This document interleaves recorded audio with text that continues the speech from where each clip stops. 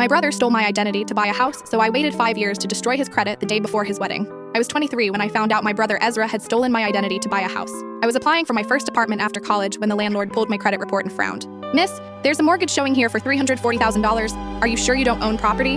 My stomach dropped. I'd never owned anything more expensive than my beat-up Honda. That night, I pulled my full credit report. There it was, a mortgage under my name, my social security number, but an address I'd never seen. The loan had been approved 18 months earlier, right around the time Ezra had mysteriously moved out of our parents' basement into his own place. I drove to the address listed on the mortgage. It was a beautiful 2-story colonial with Ezra's truck in the driveway. My truck, according to the paperwork. When I confronted him, he didn't even try to deny it. "Look, I needed to get my life together," he said, leaning against the doorframe like he owned the place. Which technically I did. "My credit was shot from those student loans, but yours was perfect. You stole my identity," I said, my voice shaking. He shrugged. "Family helps family. Besides, I'm making the payments. What's the big deal?" The big deal was that I couldn't get an apartment, couldn't get a car loan, couldn't build my own life because he'd hijacked my financial future for his suburban fantasy. I reported the fraud to the police.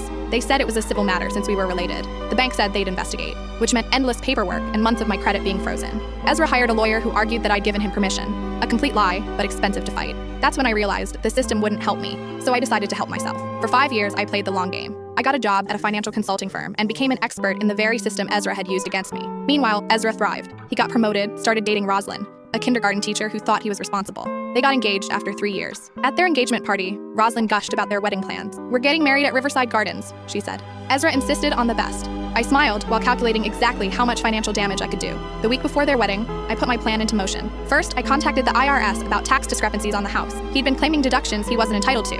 Then I reached out to his employer's HR. Ezra had been inflating his income on loan applications. His company took fraud seriously. Finally, I reported the identity theft with 5 years of evidence. Bank statements, recordings, witness testimony. 3 days before the wedding, Ezra's credit score plummeted from 720 to 340. His accounts were frozen. Rosalind called me crying. "The venue is demanding payment tomorrow or they'll cancel everything," she sobbed. "I don't understand what's happening." "Identity theft can be complicated to resolve," I said gently. The wedding was canceled. 60 guests, catered dinner, photographer, all lost. Ezra called that night screaming, "You ruined my life." "No," I replied. "You ruined your life. I just made sure you faced consequences." Rosalind left me, he said, voice breaking. "You are a fraud," I pointed out. "You've been living in a house you bought with my stolen identity." 6 months later, the house was foreclosed. Ezra moved back with our parents. The IRS garnished his wages. I finally got my own apartment, with excellent credit. Sometimes I feel guilty about Rosalind, but then I remember 5 years of being unable to build my life because my brother decided his dreams mattered more than mine. Last week, Ezra tried to friend me on social media. I declined. Some bridges aren't worth rebuilding.